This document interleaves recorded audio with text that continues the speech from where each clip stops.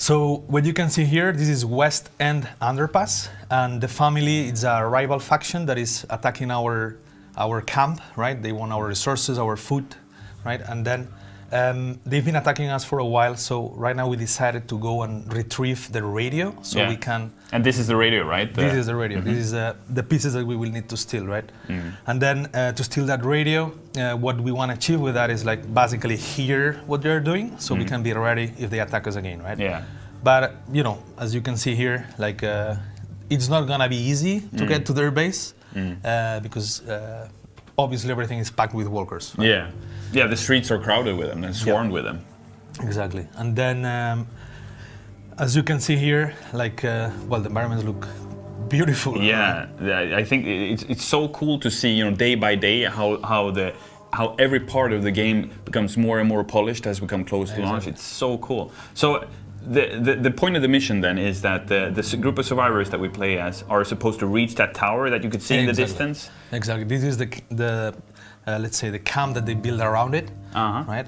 And then we will need to sneak through. Well, you actually can choose however you want it, but in this playthrough you will see us trying to sneak through. Cool. And here we go. There we start here. All right. And right now we're seeing Aiden play, right? He has a silenced pistol. Exactly. It's important, like any noise that you generate in the game, as you can see in the top, there is what we call a hordometer. Yeah. And then any noise that you make will actually trigger this, right? And then when you reach specific amounts, like you make too much noise, basically, zombies will start being attracted to the area, right? So right now you will see that there is walkers everywhere. Yeah.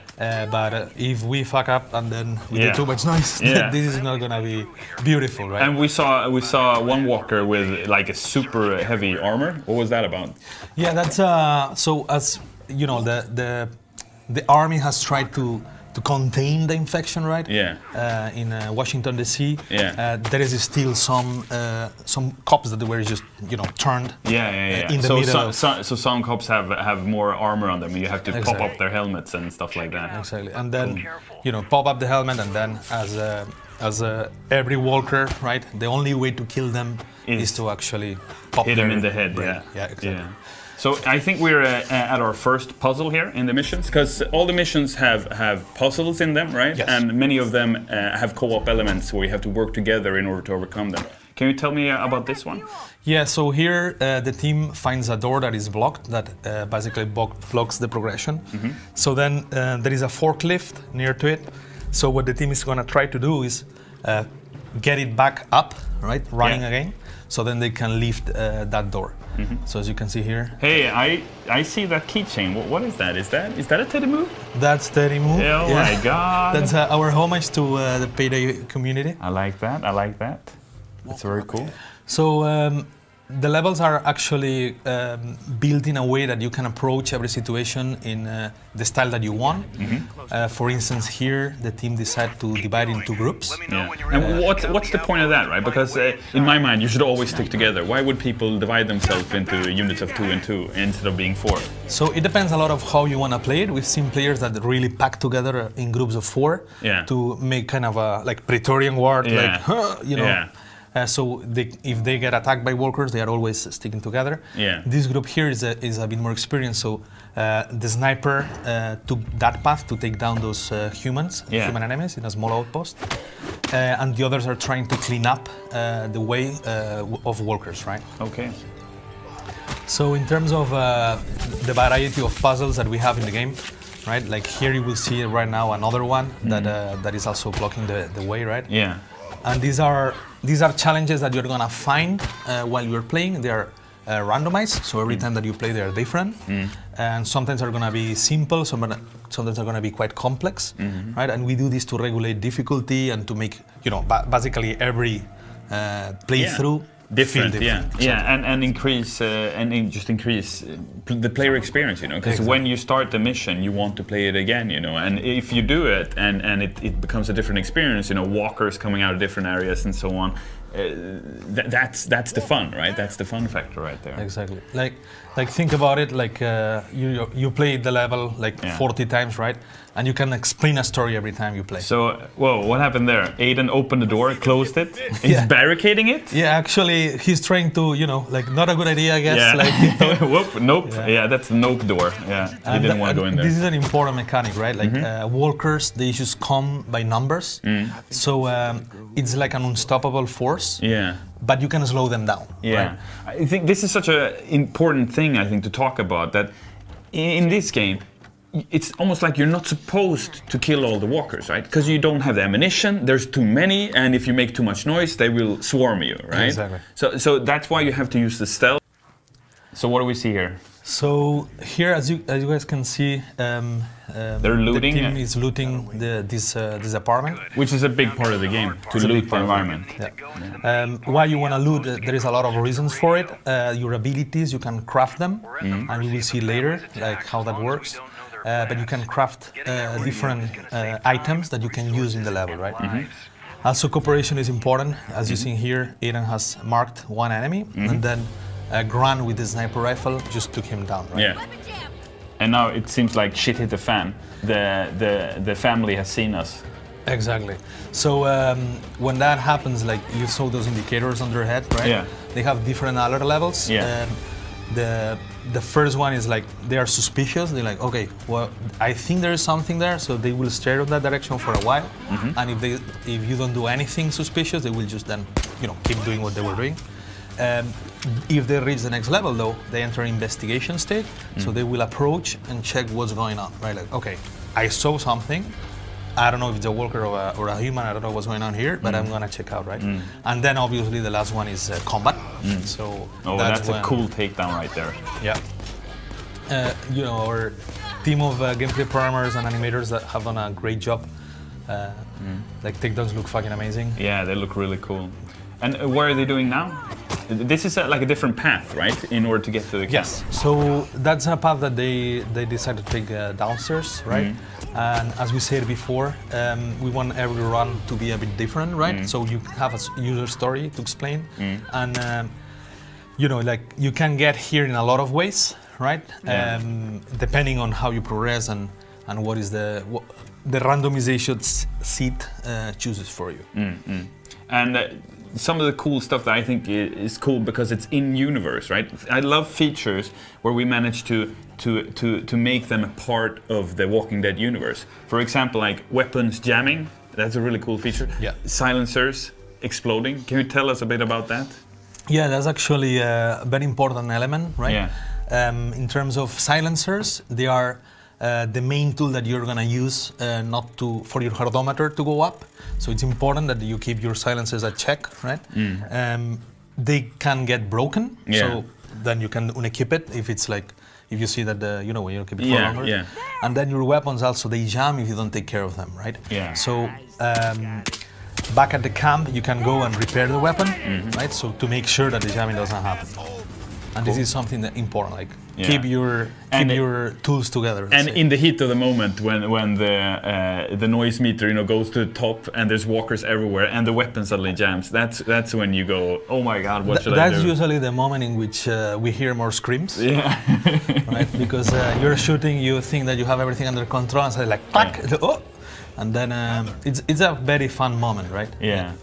Can you tell me a bit about the different abilities that the characters have, like Grant's ability, for example? Yes, of course. So every character has its own specialities. Grant, for instance, being a marksman, right? Yeah. He was a hunter before being a survivor. Yeah, before right? the outbreak. Yeah. Before the outbreak. So what he can do is he can mark enemies, so they take extra damage, right? So every character has abilities that complement each other. So if you play in a team, you can actually, if you use the abilities properly, you can take advantage and be more efficient, right?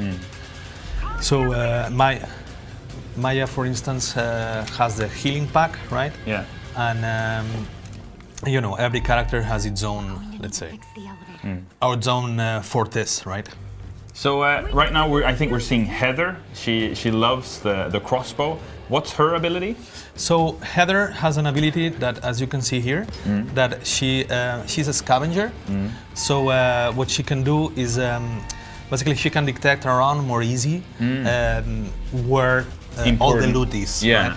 Or important items for the puzzle. Yeah. So it's good to have her, like if you're trying to find, I don't know, more food or any of the resources that you can find, or you just simply, okay, where are the pieces for this puzzle, right? If you're in a hurry, essentially. If you're in a hurry. Yeah, it's or good to have Heather with you're you. surrounded with walkers. Yeah. Now we're taking an elevator. Yeah, we repaired the elevator, so now we're going up. What's that on the screen right now? So what you're seeing here is the crafting menu. So Aiden just decided to heal himself. By creating a bandage? Exactly. Okay. And right now he's creating a new bandage with the loot that he found.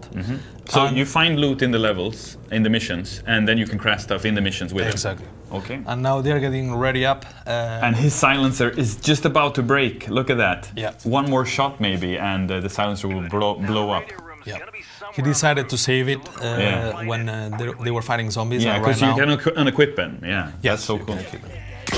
Oh, yeah, they were broke. That's when the silencer broke. So now he has no other option if he wants to shoot with a ranged weapon, unless he has a silent shotgun. But no, it's not It's silent broken too. anymore. Okay, so now it's all-out action. It's all out of action, yeah. And as you guys can see, like every time that he shoots, like the horometer goes up. Right? Yeah, on the top of the screen there. Oh, and it's just about to. Oh, there we Boom. go. There you go. The noise attracts the walkers, right? Yeah. So this is a feature that really makes the game dynamic and different every time you play, right? Yeah, Because it's like a dynamic difficulty. You could exactly. argue. It's like The worse you play, the harder it gets, kind of. well, yes, So if we we punch shoot you in the all face, over- and then when you're on the ground, we just finish you, right? No, but So- yeah, tell me. So the idea with it is that basically with this feature, the levels become super dynamic. Yeah. Because depending on with whom you're playing, Yeah.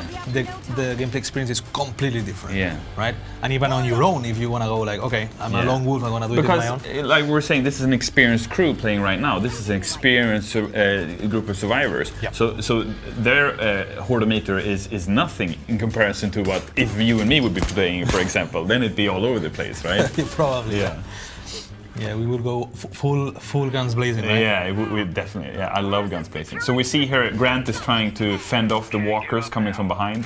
Yeah, so right now as the horometer went up, they are starting to crowd the area, right? They know there's humans here. They And they're are to barricading. recognize. That's great.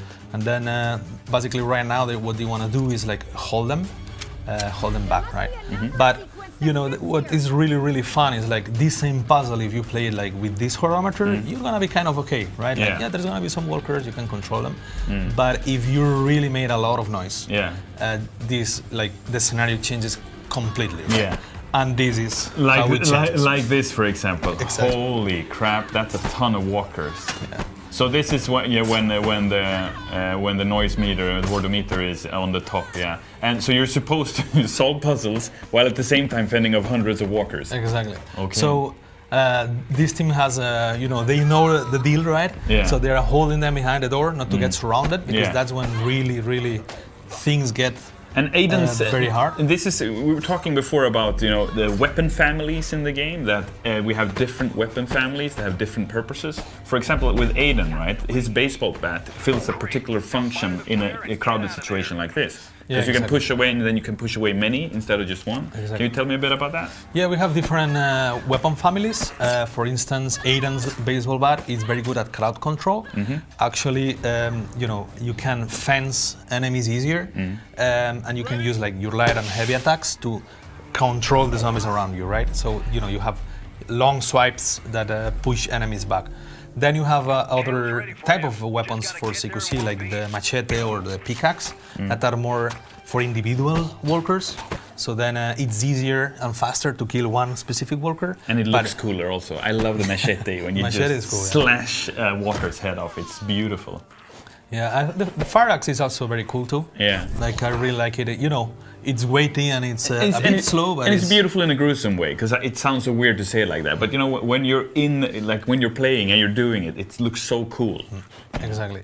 So the whole idea is that every weapon has its own purpose and its own strengths and weaknesses, and then basically you need to find the weapon of your choice. Like Yeah. what do you like to play with more, right? And we're also talking about the game being like a battle of attrition, meaning that you have so little resources. Like Aiden, for now, for example, he only has 2 bullets left in his gun, Yeah. 1 bullet left, and here we go. He's no ammo left. So how do we think there? Like that's part of the game design. That's part of the difficulty, the challenge, and it's also very much in tune with the universe, right? With The Walking Dead, Exactly. that you have to take care of your bullets. You have to take care of your weapons.